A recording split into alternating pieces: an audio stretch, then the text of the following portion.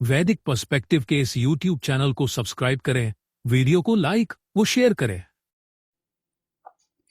ओम त्रिचित नः अद्या भवतम नवेदसा विभुः वायाम उत अरातिः अश्विना युवुः यंत्रम हिमयेव वाशसु अभ्यायमसेना भवतम मनीषिभिः। त्रिसप्त ही हमारा, आज ही हो तुम दोनों नवेदस, व्यापक हम तुम दोनों का परिचालन करते हैं और आय पंचमास। हे अश्विना पुरुष औरत युगल, तुम दोनों का ही यंत्र शीतल रात्रि के समान दिन है, साक्षात कार्य सिद्धि के लिए ग्रहण करने योग्य हो तुम दोनों मनीषियों द्वारा। यह जो मंत्र लिया गया, यह ऋग्वेद के प्रथम मंडल का 34वां सूक्त है। इसकी पुष्टि वेदना करते हैं। वेद अपने अनुयायियों पर दृढ़ता पूर्वक और बलपूर्वक अपने सिद्धांतों को नहीं थोपते, न ही मनवाते, जैसा कि अन्य धर्म करते। भाई वेद में तो यह कहा गया है, अथर्ववेद का एक मंत्र है कि इंद्रम मित्रम वरुणम अग्निम आहु रथो दिव्यासा सुपर्णो गरुत्मान एकम सद्विप्रा बहुधा वदंती अग्निम यमम मातृस्वानम आहु। ये जो मंत्र लिया गया है, यह ऋग्वेद के नवम कांड के 10वें सूक्त का 28वां मंत्र है, जिसका हिंदी अनुवाद है इंद्र मित्र वरुण और अग्नि कहा जाता है, निश्चय ही दिव्य है, वह सुंदर, पालन करने वाला, महान, एक को ही उत्तम विद्वान बहुत प्रकार से कहते हैं। अग्नि यम मातृस्वा कहा जाता है। वेद अपने अनुयायियों को ईश्वर के नामों को लेकर लड़ना नहीं सिखाता, वह उपास्य के गुणों पर ध्यान केंद्रित करता है, न कि उनके नामों पर। यानी वेद में विशेषताएं बताई गई हैं, विशेषण बताया गया है, जैसे विष्णु, शिव, ब्रह्मा, अन्य जो मंत्र हैं, जो नाम हैं, वे जो हैं विशेषता बताते हैं और उन पर केंद्रित करना चाहिए। जैसे कि ये अथर्ववेद के मंत्र में हमने समझा, और यही कारण है कि महात्मा गांधी भी कह सके, उन्होंने भी कहा था, ईश्वर अल्लाह तेरो नाम सबको सम्मति दे भगवान।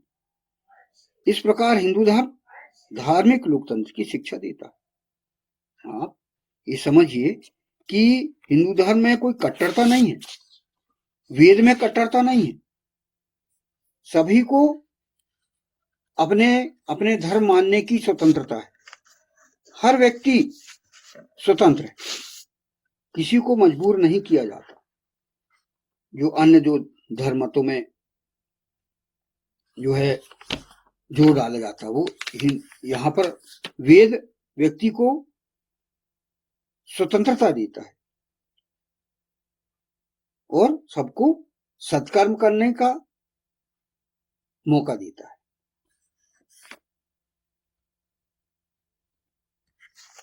तो यहाँ पर हम समझ रहे हैं कि ईश्वर क्या है, ईश्वर कैसा है, ईश्वर की विशेषताएं क्या हैं, और उसने जो वेद दिया है, वेद की क्या विशेषताएं हैं, जैसा कि हम त्रिसप्त के बारे में हम समझ रहे हैं। यहां पर जैसे कि अथर्ववेद का एक मंत्र है,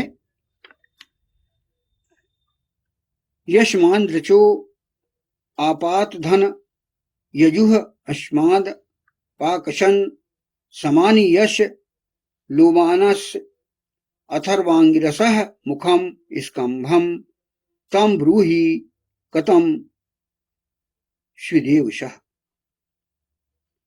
यह अथर्ववेद का मंत्र है, कांड 10वां सूक्त 7 मंत्र 20वां। तो इसमें क्या कहा गया है, हिंदी अनुवाद है इसका, जिससे ऋग्वेद के मंत्रों का यथोचित निर्माण हुआ, यजुर्वेद जिससे प्रकट हुआ, साम जिसके लोम है, अथर्वांगिरस मुख उस स्कंभ का वर्णन करो, वह निश्चित रूप से कौन है।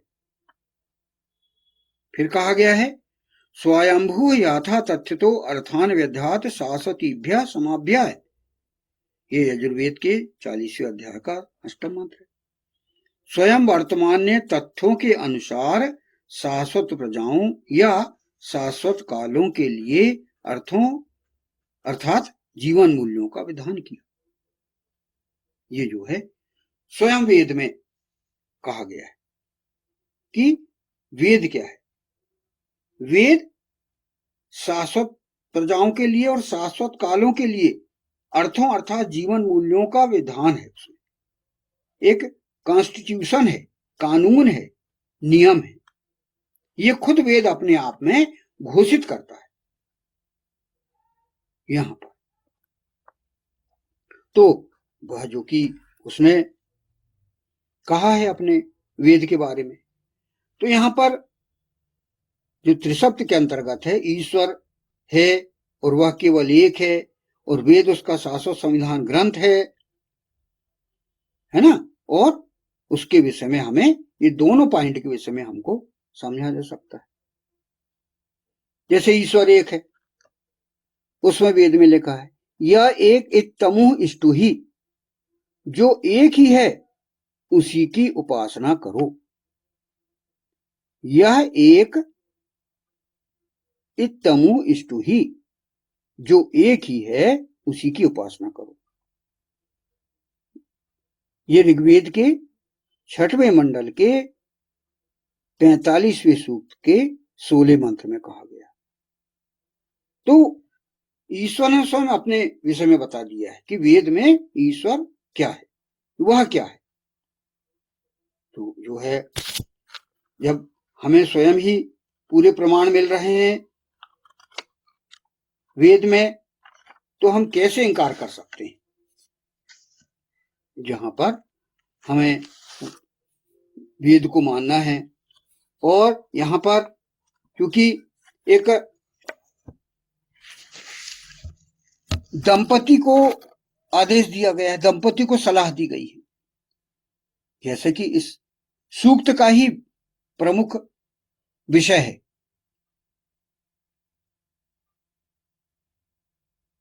अश्विना पुरुष औरत युगल, उसे ये आदेश दिया गया है। जब तक उसके मन मस्तिष्क में, यानी दंपति पुरुष और पति और पत्नी के मन मस्तिष्क में जब तक वेद की यह बातें नहीं समाहित होंगी, तब तक वो आगे कैसे आचरण करेगा। जैसे कि आधार स्तंभ, जैसे कि कहा गया है कि भाई ये तीन जो हैं, तीन स्तंभ हैं जो कि गहराई तक हमें समझना पड़ेगा। हमारे मन मस्तिष्क में ईश्वर है, वह केवल एक है, पहला सिद्धांत। दूसरा है वेद उसका अखिल सृष्टि का शाश्वत संविधान ग्रंथ है। और तीसरा है दिव्यजन होता है और उसके अनुसार, वेद के अनुसार कर्म करने पर हमें स्वर्ग या नरक मिलेगा। ये जो तीन बातें हैं, तीन जो स्तंभ हैं, हमारे मन मस्तिष्क में पूरी तरह से समझ में आना चाहिए, पूरी तरह से मन में हमारे ठुकी रहना चाहिए, तभी हम आगे आचरण कर सकते हैं। ये आधार स्तंभ है, ये इनसे हमें हमारा मस्तिष्क तैयार होता है। मस्तिष्क बनाना, हमें सबसे पहले हमारी साइकोलॉजी बनना चाहिए, हमारा ब्लूप्रिंट तैयार होना चाहिए हमारे मन मस्तिष्क में, तभी हम आगे जो है अपने आचरण कर सकते हैं। तो जैसा कि पहले फुटनोट चल रहा था कि त्रिसत्य ही हमारा, उसके अंतर्गत हमने ये समझा कि ईश्वर कैसा है, उसका जो संविधान क्या है, उसमें क्या क्या विषय, ईश्वर की क्या क्या विशेषताएं हैं, संविधान क्या है, ये इसको हमने समझा है। अब यहां पर द्वितीय जो फुटनोट हमने समझा था यहाँ अब तृतीय फुटनोट प्रारंभ हो रहा है।